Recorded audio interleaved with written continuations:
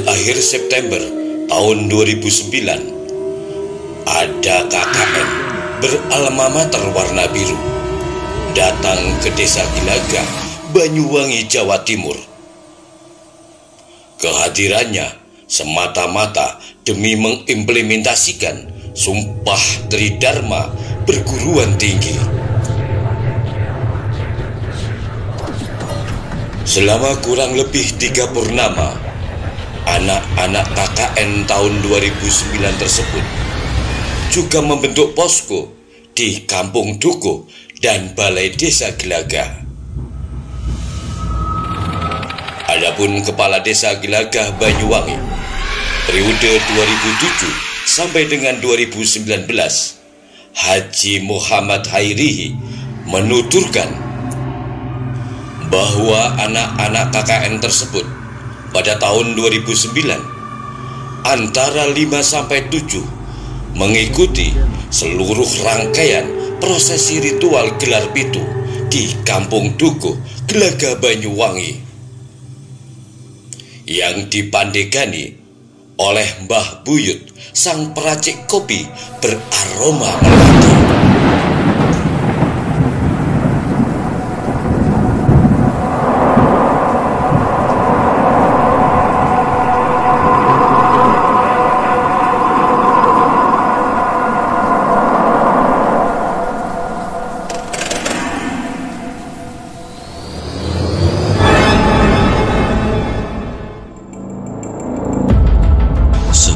Kisi-kisi yang terberai. Ada yang mencoba memunguti, namun ada juga yang lalai. Jejak-jejak masa lalu itu pun seakan kini telah reinkarnasi menjelma bak selaksa misteri. Napak tilas penelusuran di antara pintasan dimensi tentang adanya ada dalam ketiadaan, jua tiadanya tiada dalam keberadaan. Jangan lupa klik like, subscribe, dan share. Ikuti dan saksikan petualangan wisata mistis bersama Denista Karisma Putra hanya di YouTube LSAP Banyuwangi Channel.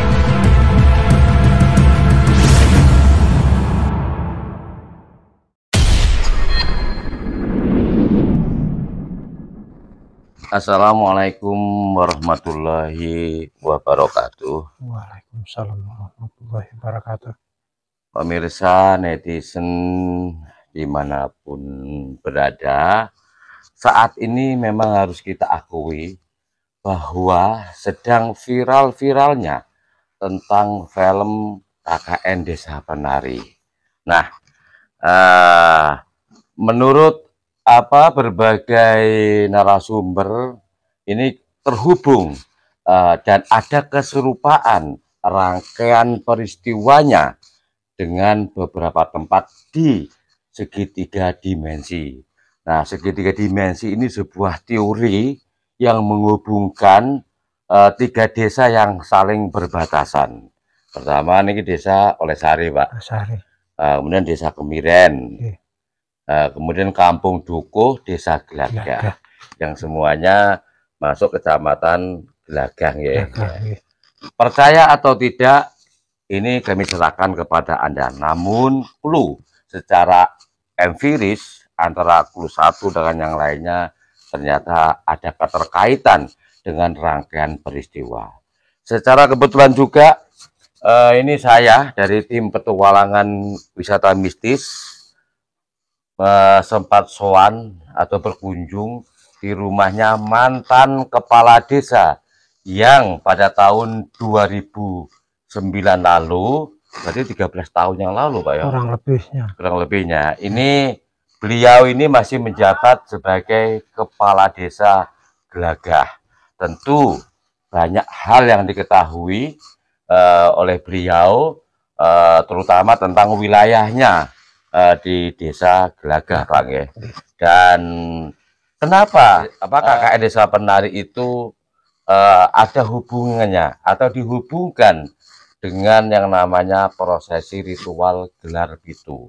Karena kebetulan waktu itu ada anak-anak KKN itu datang ke sini bersamaan dengan pertama kali digelarnya secara besar-besaran, yaitu ritual gelar pitu.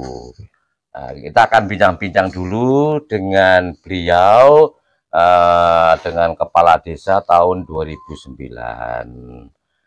Nanti Anda bisa mendengarkan dengan cermat dan bisa menghubungkan dengan apa rangkaian peristiwa di masa lalu. Pak, sebelum kita lebih jauh bincang-bincang, perlu dikenalkan dulu Pak, nama lengkap jenengan Pak. Nama saya Muhammad Hairihi. Haji Muhammad Hairihi.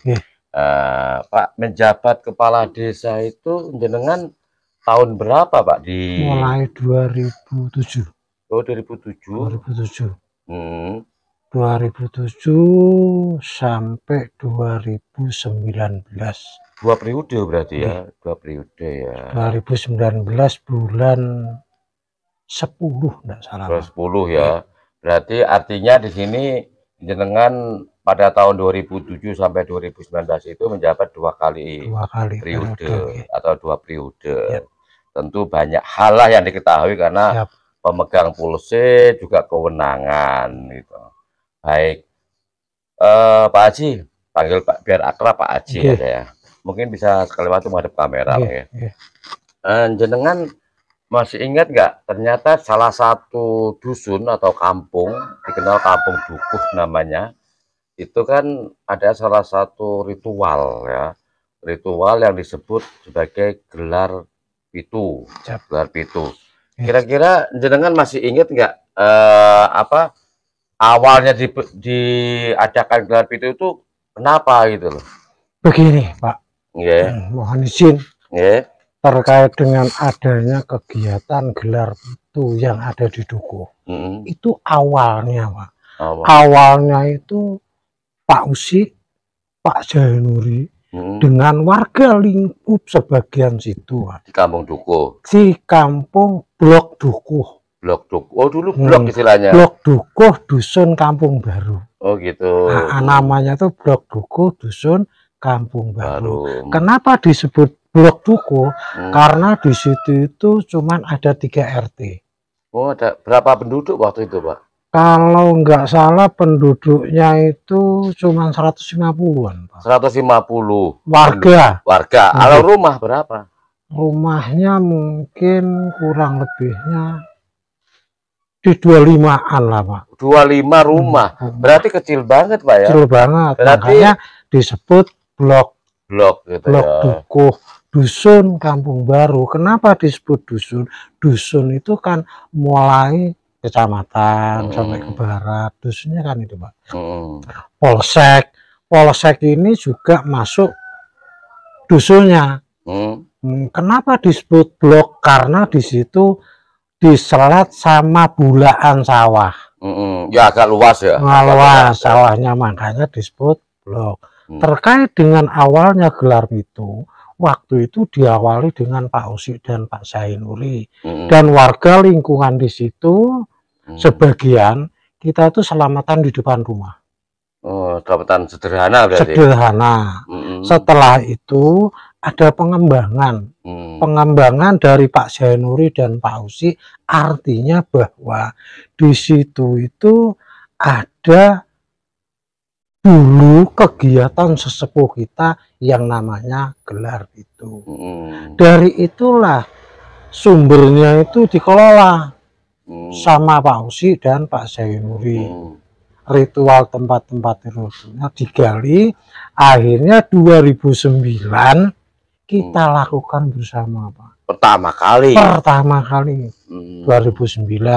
Di waktu kegiatan tersebut rame-rame juga pakai barong adat yang di situ dan warga di situ. Kok warga luar dari Kampung Blok Dukuh tersebut banyak yang ingin tahu datang. Terus kita kelola dengan teman-teman Karang Taruna untuk ngatur parkir dan seterusnya. Berarti banyak penontonnya waktu itu. Banyak penonton. Dan kebetulan secara umum Pak, di situ desa punya tamu. Oh iya. Tamunya dari teman-teman KKN. Waktu itu kalau nggak salah seingat saya KKN ini dari Surabaya. Cuman universitasnya saya sendiri lupa Pak. Oh gitu. Cuman dia pakai alma mater warna biru. Juga nimbrung kegiatan di situ. Satu, dia supaya tahu dan kepengen paham, ngikuti dengan kegiatan gelar itu pada tahun 2009 tersebut. Setelah dari kegiatan itu, dia melaksanakan kegiatannya sekolah sendiri yang berbentuk KKN itu. Setelah selesai dengan kegiatannya, teman-teman KKN itu lazimnya secara umum melalui kepanitiaan dari teman KKN dan dosennya, dia juga pamitan. Oh gitu. Pamitan melalui pemerintah desa bahwa kegiatan sudah selesai. Ringkasnya seperti itu ya. Ringkasnya seperti itu. Baik, Pak.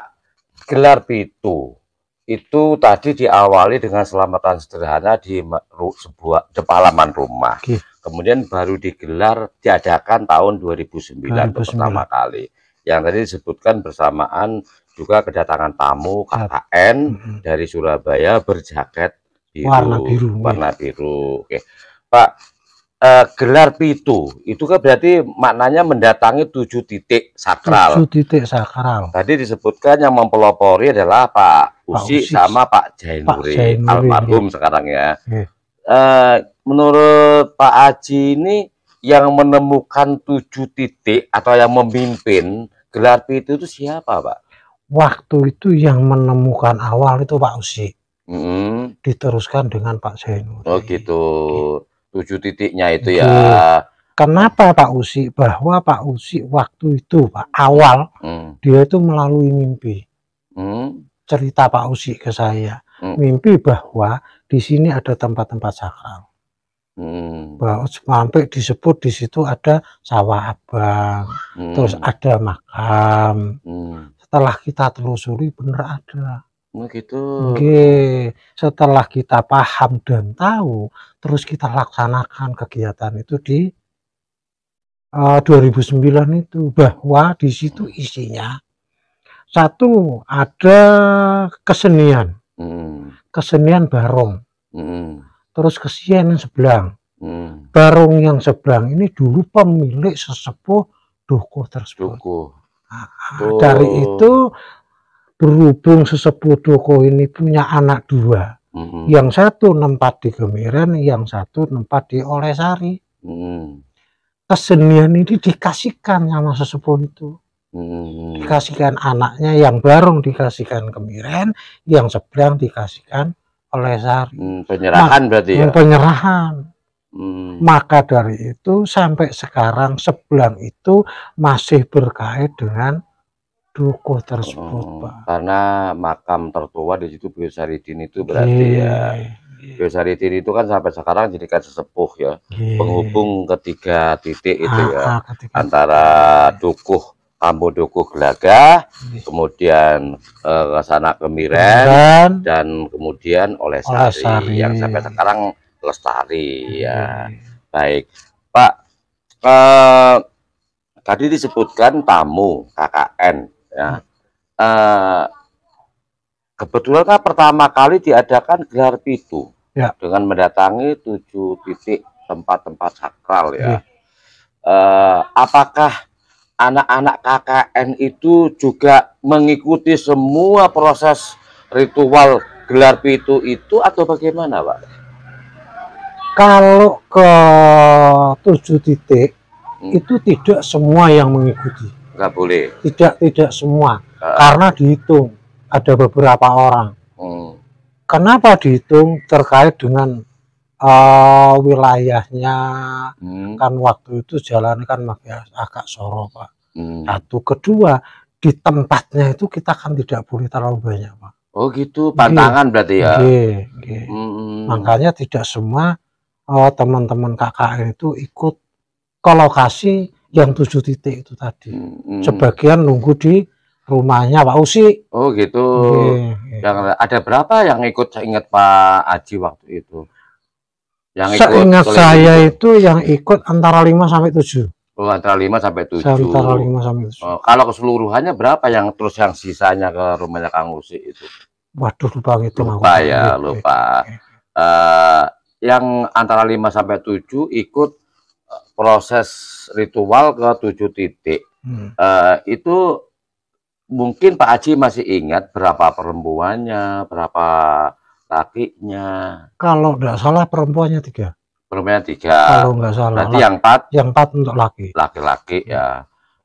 Terus Pak, mereka apa yang dilakukan dengan mengikuti ritual tersebut? Apakah memang untuk bagian daripada penelitian ataukah bagaimana, Pak? Kalau sepaham saya, anak-anak itu sekedar kepingin tahu, Mas. Masalahnya apa? Dia kan belum pernah tahu dengan hal tersebut. Kalau ke penelitiannya masih belum, Mas. Sepaham saya sekedar kepingin tahu, sekedar itu aja kok. Iya. Tapi sisi lain waktu itu katanya Kang Usi terpisah banyak melakukan penelitian melalui Kang Usi, tanya soal gelar pitu. Termasuk pemandu lain seperti Pak Sam yang ngikut memandu itu. Gitu.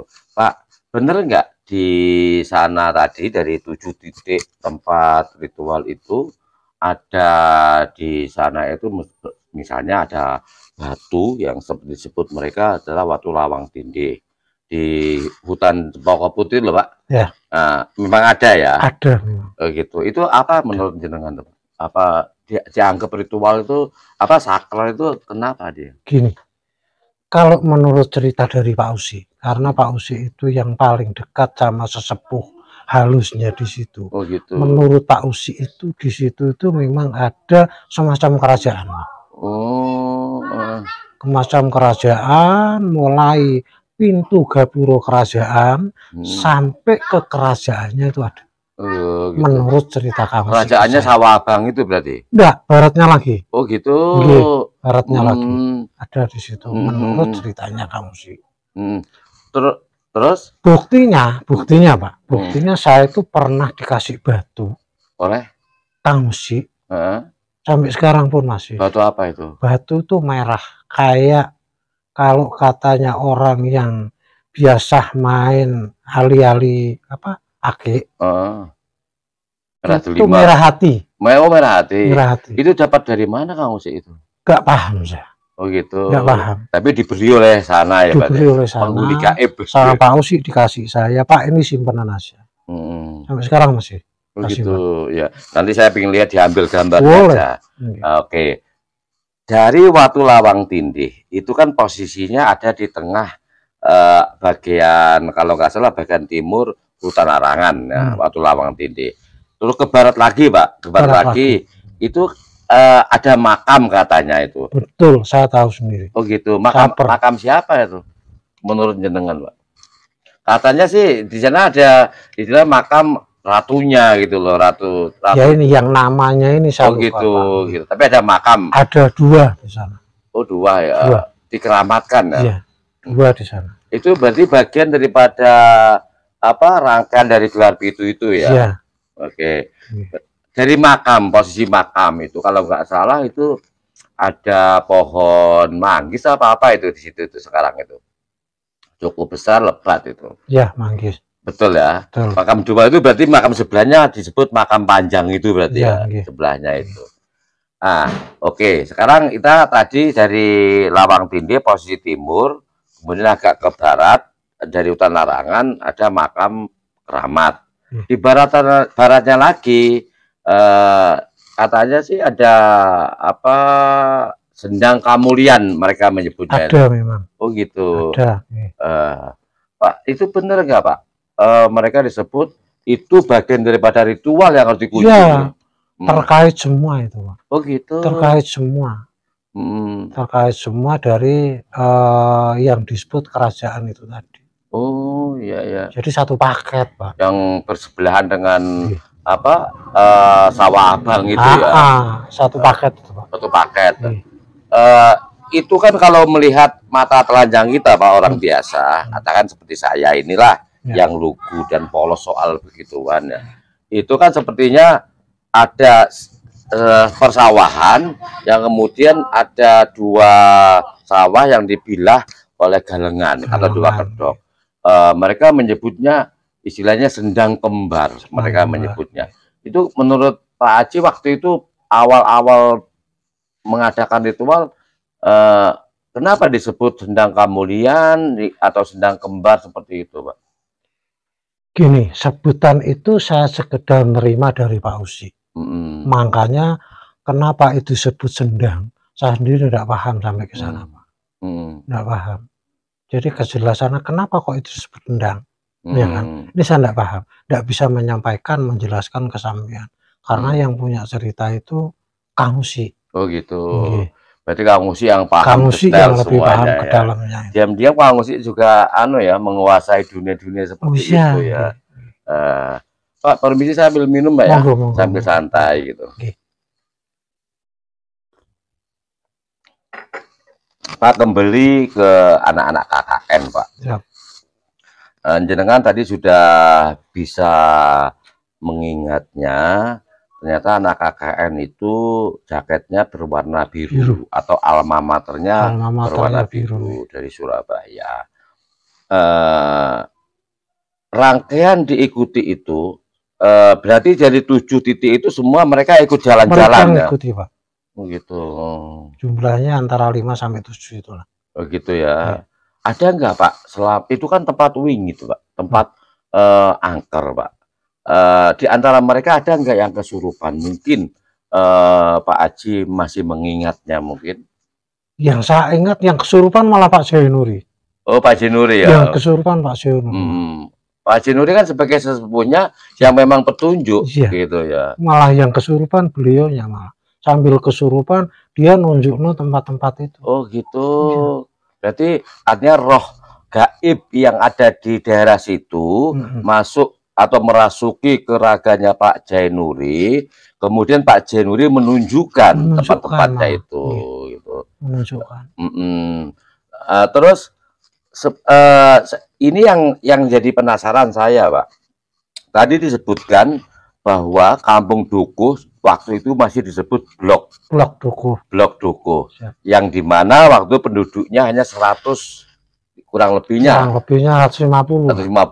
Rumahnya hanya 25. Sebenarnya waktu itu dari posisi Gelagah di sini, Pak. Ini kan kota ya, kota kecamatan maksudnya, kota kecamatan karena membawahi beberapa desa. Dari arah sini, Pak. Itu kira-kira itu kan ada ada kantor polsek gitu ya. Itu yang arah masuk itu ya. Ke utara. Ke utara. Dulu, Pak, tahun 2009 itu apakah sudah diaspal ataukah masih berbentuk tanah atau makadamnya? Makadam ya. Makadam itu pun udah rusak. Jadi kalau orang Dukuh itu mau ke Gelagah, ke kota Gelagah, itu kalau sudah hujan soro, Pak. Kenapa, Pak? Jalannya becek. Makadamnya banyak yang bongkar. Oh gitu. Jadi pemadatan dengan batu pengerasan itu banyak yang bongkar. Jadi kalau pakai motor nggak bisa, jalan kaki. Akhirnya kita mengusulkan ke Dinas PU untuk dilakukan pengaspalan, pembenahan makadam, habis itu diaspal. Tahun berapa itu pengaspalan itu? Tahun 2010.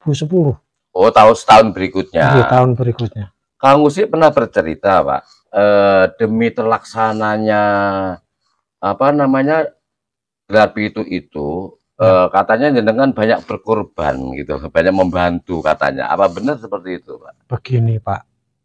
Saya sebagai kepala desa, di sisi lain, selain kepala desa saya manusia, Pak. Berhubung saya jadi manusia, saya punya rasa. Kenapa saya punya rasa?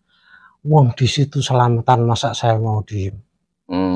Kan enggak mungkin. Bapaknya. Saya sebagai orang yang dipercaya satu desa ada wilayah blok duko selamatan, masa saya mau diem, Pak. Jadi walaupun nominalnya tidak sebesar itu, tapi rasa kita sama. Ya. Jadi kita samakan dengan perasaan orang-orang yang di wilayah situ. Orang-orang selamatan, kalau saya diem rasanya kan tidak pantas. Tidak usah saya sebutkan nominalnya, karena apa? Saya sebutkan pun juga tidak pantas. Betul, ya. Tapi perasaannya sama. Tanggung jawab sebagai bapak ya, bapak kepala desa maksudnya itu.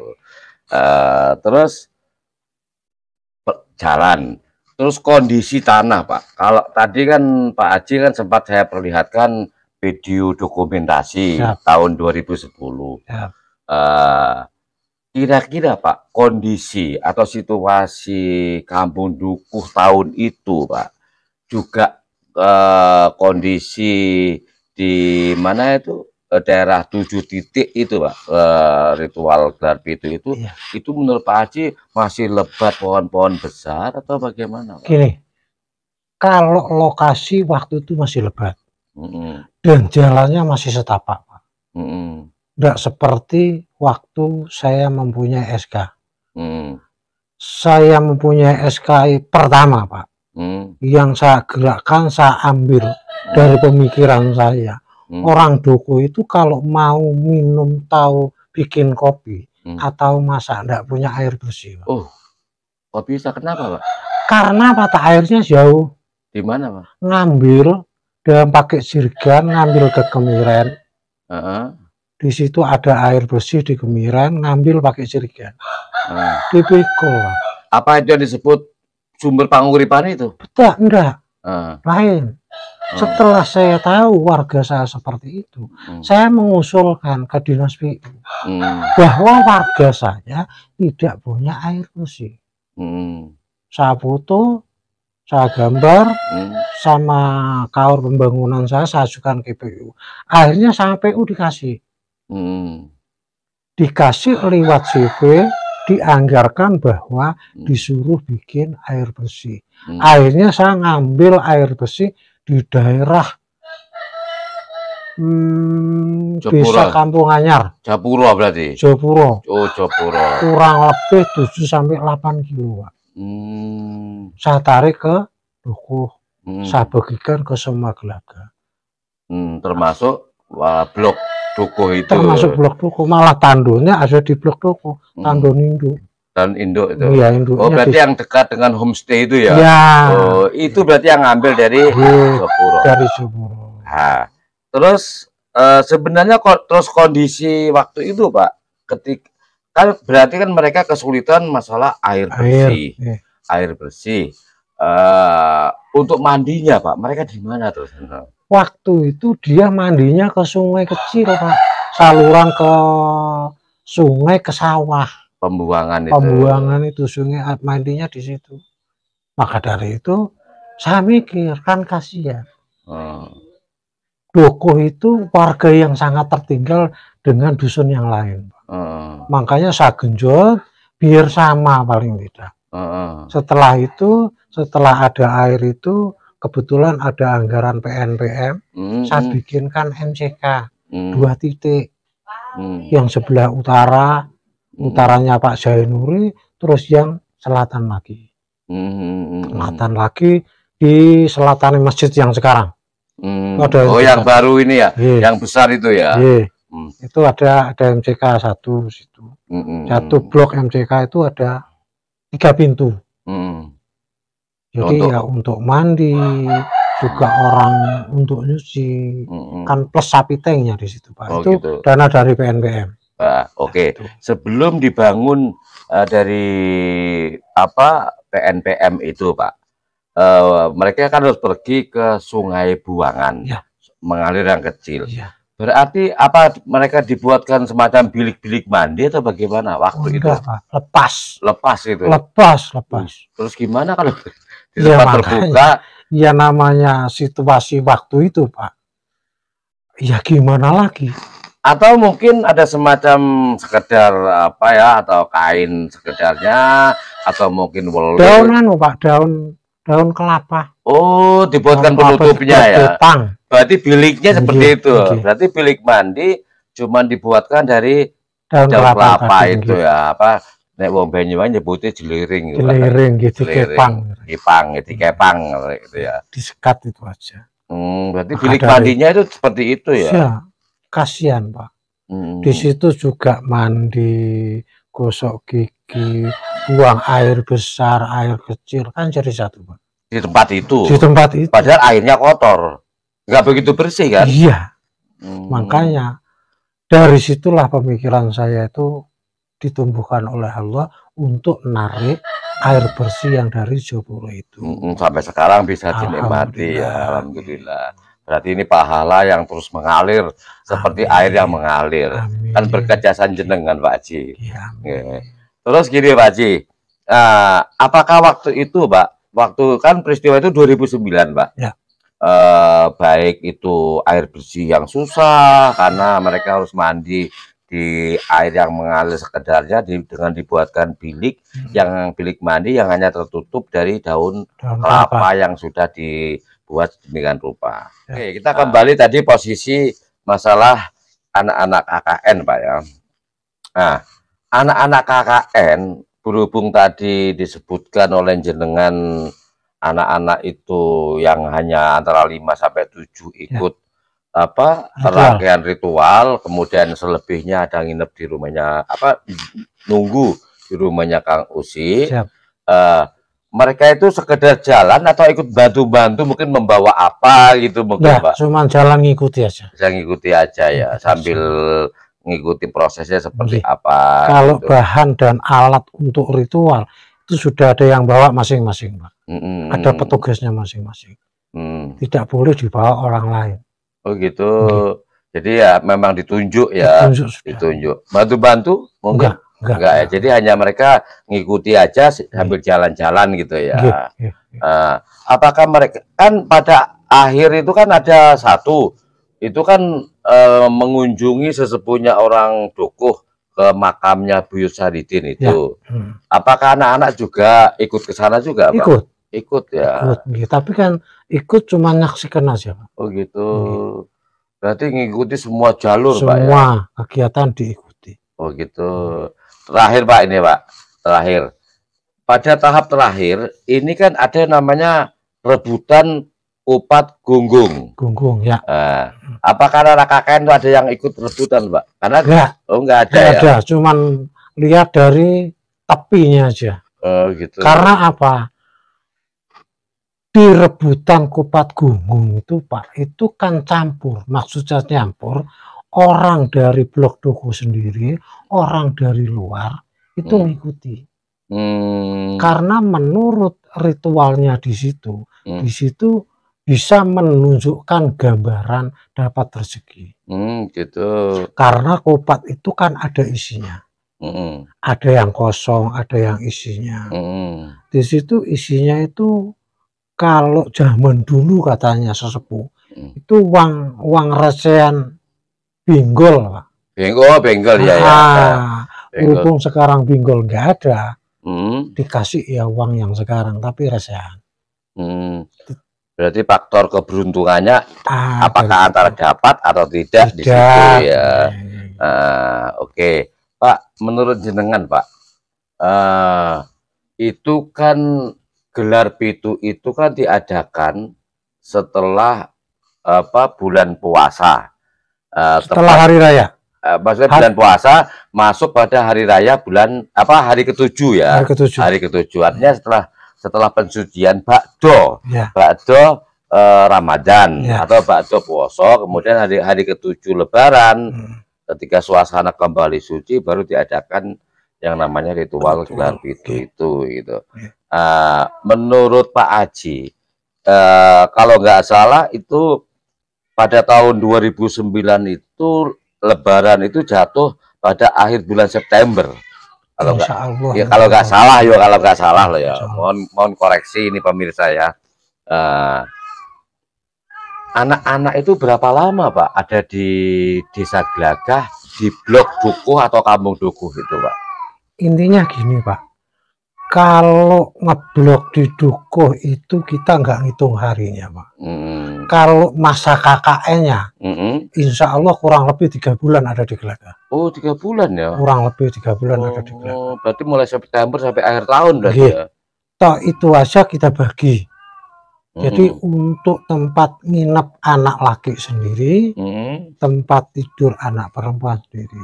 Oh gitu. Kenapa? Bagaimanapun tamu kita, tanggung jawab kita dalam segi apapun untuk menjaga yang tidak kita inginkan bersama, makanya kita bagi. Toh kalau perempuan katakan jam 10 itu enggak boleh keluar sudah. 10 malam. Paling yang bisa keluar anak laki-laki ngopi biasanya. Oh gitu, keluar cara ngopi ya. Misalnya di pasar itu ada warung kopi sampai semalam. Jadi anak perempuan yang enggak boleh keluar, anak lakinya kita boleh keluar, tapi tidak sampai subuh. Oh gitu. Sekedar ngopi pulang. Itu pun nggak boleh jauh-jauh ya. Nggak boleh. Sekedar ngopi itu aja. Oke, Pak. Anak-anak KKN dibagi antara perempuan dengan laki-laki. Ya. Sebenarnya waktu itu poskonya ketika berada di blok dukuh atau kampung dukuh dan di desa Gelagah Induk ini, itu mereka markasnya di mana itu, Pak? Itu markasnya di balai desa, Pak. Kalau di desa Gelagah. Kalau di pas di sana nginep apa istilahnya poskonya di mana? Seingat saya, Pak, anak-anak itu poskonya bukan di dukuh, Pak. Anak perempuan di Kampung Baru, saya ingat. Kampung Baru ya. Ada rumah warga kosong, kebetulan kita pinjam. Oh gitu. Kita pinjam, kita gunakan anak-anak perempuan itu. Oh gitu. Berarti Kampung Baru kan secara administrasi dari dukuh menjadi Kampung Baru itu, Pak. Artinya itu rumah milik siapa, rumah kosong itu, Pak? Waduh, lupa aku. Apa rumahnya Pak Muhin itu? Bukan, Pak Muhin kan di dukuh. Oh gitu. Itu sekedar pos sementara. Oh, pos sementara di situ, poskonya di situ ya. Tapi kalau nginepnya anak-anak itu ada di Kampung Baru, Pak. Oh gitu. Jadi kita pinjamkan rumah warga yang kosong, kita bersihkan tanpa sewa, jadi bisa dipakai teman-teman yang perempuan di situ. Oke, Pak Haji, selama kurang lebih 3 bulan melakukan KKN untuk apa implementasi Sumpah Tridharma perguruan tinggi ya. Pernah dengar nggak kejadian apa, mungkin laporan masuk ke Pak Haji? Karena waktu itu Pak Haji kan sangat dekat dengan daerah tersebut. Mungkin ada anak-anak ini kesurupan atau kejadian apa di blok dukuh sana mungkin? Nggak dengar sama. Oh gitu. Nggak ada yang laporan. Oh gitu ya, berarti mungkin takut melaporkan juga ya. Bisa juga, Pak. Begitu. Informasinya katanya mereka nggak tuntas, Pak, 3 bulan itu, Pak. Saya itu tidak ngitung harinya, Pak. Masalahnya apa kan yang banyak yang saya kerjakan. Jadi saya bilang 3 bulan itu kan waktu yang ditentukan oleh dosen. Oh gitu. Adapun dilakukan kurang dari 3 bulan, saya nggak ngitung ke sana, Pak. Saya anggap dia pamitan sama dosennya sudah selesai, ya saya anggap selesai. Sebatas itu yang saya tahu, Pak. Waktu pamitan itu menurut pandangan atau saya ingat Pak Haji ya, di antara mereka itu apakah sesuai yang Pak Haji lihat awal datang atau mungkin ada yang tidak tampak di situ pada awal yang diketahui oleh Pak Haji? Nggak ngitung. Nggak inget ya, nggak inget. 2013 tahun masalahnya gitu. Terus apalagi Pak Haji mungkin yang Pak Haji ketahui namun belum sempat untuk disampaikan ke kami, Pak. Mungkin apa kira-kira? Saya kira kayaknya apa yang saya ingat sudah saya sampaikan semua. Kepada jenengan, barangkali kau juga kita bicara ini didengarkan oleh pemirsa, itulah yang saya ingat untuk sekarang. Oh gitu. Adapun ada yang kelewatan, saya mohon izin, mohon dimaafkan. Oh gitu. Terus ini lagi Pak Haji, apa namanya menyoal masalah almarhum Pak Jainuri. Siap. Nah, Pak Jainuri. Pak Jainuri, tadi jenengan cerita bahwa Pak Jainuri itu yang katanya kerasukan ya, atau kerawuhan roh gaib, sehingga mampu menunjukkan tempat mana saja yang harus dituju sesuai dengan rangkaian ritual gelar itu. Menurut Pak Haji, siapa sih Pak Jainuri ini? Informasinya katanya ini sesepuhnya orang sana, dianggap orang pintar begitu, Pak Haji. Menurut Pak Haji bagaimana, Pak? Yang masuk ke raganya Pak Jainuri, ini namanya siapa kan gitu? Ya, Pak Jainuri sendiri itu maksudnya itu. Enggak, Pak Jainuri itu siapa sebenarnya? Apakah memang beliau ini dianggap orang yang ahli dalam pengobatan alternatif, atau mungkin memang beliaunya ini ahli hal-hal gaib, atau bagaimana, Pak Haji? Begini, Pak, mohon izin. Pak Jainuri itu sendiri, Pak, itu dulunya bukan di Dukuh, di tempat daerah Galean sana. Setelah itu pulang ke Dukuh. Setelah pulang ke Dukuh, setelah itu dituahkan sama orang-orang Dukuh. Oh, dituahkan. Dituahkan sama orang-orang Dukuh. Terkait dengan ritual ini, kan gitu. Yang narik itu Pak Usi. Yang narik Pak Usi karena Pak Usi itu berdasarkan dari mimpinya beliau. Mimpi yang dikasih tahu oleh para sepuh di situ. Akhirnya orang yang dituakan itu bergabung sama Pak Usi. Adapun merasup, Pak, merasup ini kan keinginan, kehendak dari almarhum sesepuh itu tadi. Umpama inginnya dia mau ke siapa, monggo. Kita kan tidak tahu, kita tidak paham kapan dia masuk, kapan dia keluar. Cuman gitu. Dia kan minjam raga saja untuk bisa menyampaikan apa yang dia mau dari para sesepuh itu tadi. Oh gitu. Oke. Jadi sekedar minjam rogo. Iya, pinjam rogo untuk mediator berarti ya. Berarti Pak Jainuri ini memang orang-orang tergolong orang pintar berarti memang ya. Artinya paham dengan ilmu-ilmu gaib berarti ya. Insya Allah seperti itu. Oh gitu. Berarti ahli mengobati juga berarti ya. Kalau ahli sih belum, Pak. Cuman secara kebetulan mungkin ridho Allah tak. Iya betul. Ridho Allah yang yang merestui ya. Mungkin ada anak-anak KKN, Pak. Jenengan waktu katanya dekat dengan mereka. Mungkin cerita-cerita siapa sih Pak Jainuri? Pak Jainuri ahli ngobati hal-hal berbau gaib atau bagaimana? Apa seperti itu mungkin, Pak? Kalau yang saya pahami enggak, Pak. Oh, enggak pernah cerita ya? Enggak pernah cerita. Oh gitu. Tapi Pak Jainuri memang posisinya memang yang disepuhkan sama warga sih. Oh, gitu ya. Sampai orang-orang sana menyebut ada yang sebagai Mbah Buyut karena disepuhkan itu ya. Mungkin kalimat Mbah Buyut itu keluar dari orang yang nyebut sendiri. Karena mungkin dia terlalu sangat percaya, mungkin sampai disebut Mbah Buyut. Dengan kemampuannya. Kemampuannya mungkin seperti itu. Kalau sepaham saya sendiri, sekedar orang yang disepuhkan warga di situlah. Begitu, enggak. Pak, terus ini Pak, ketika pamit itu berarti apakah cukup anak-anak KKN-nya atau bersama dosen pembimbingnya Pak? Sama dosennya Pak. Oh gitu. Berarti masih pakai lengkap itu ya. Waktu itu sempat kirim surat nggak Pak? Sebelum itu Pak, waktu datang itu kirim surat, menyerahkan surat atau penghargaan? Begini, pertama datang itu 2 atau 3 mahasiswa dulu. Laki perempuan? Laki-laki. Memberitahu bahwa mau numpang KKN di desa kita. Gelagah. Nah, setelah kita berbincang-bincang, ACC berapa hari kemudian dosennya datang beserta beliau. Membawa surat juga? Membawa surat bahwa betul-betul anak KKN mau numpang KKN di desa Gelagah. Hanya surat itu kita terima. Oh gitu. Berarti surat itu pemberitahuannya termasuk berisikan daftar anak-anak yang ikut KKN. Komplit.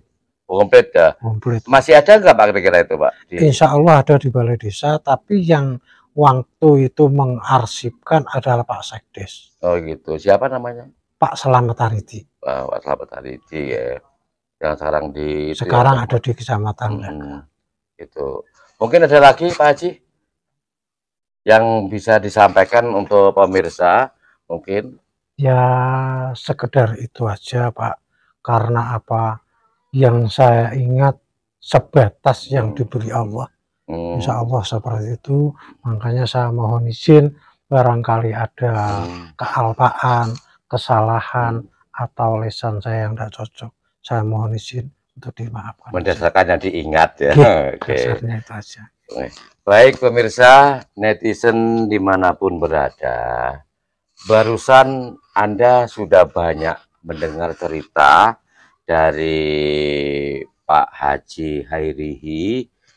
Beliau ini menjabat sebagai kepala desa mulai tahun 2007 sampai 2019, berarti 2 periode. Beliau juga yang saat itu menerima KKN tahun 2009 ya, 2009 tadi disebutkan anak dari Surabaya mengenakan alma mater berwarna biru. Dan diyakini juga waktu itu seingat beliau memang anak-anak KKN itu ada antara 5 sampai 7 yang mengikuti ritual gelar itu. Oke, mudah-mudahan ini juga bermanfaat Pak Haji ya buat masyarakat di Indonesia. Masalahnya lagi viral Pak Haji, lagi viral gitu. Makanya tentang KKN Desa Penari itu rangkaiannya kok nyambung gitu. Nah, percaya atau tidak ya kita kembalikan kepada pemirsa dimanapun berada. Oke, mudah-mudahan bermanfaat. Salam budaya berbasis kearifan lokal. Wassalamualaikum warahmatullahi wabarakatuh. Terima kasih. Terima kasih Pak Haji. Mudah-mudahan selalu sehat ya.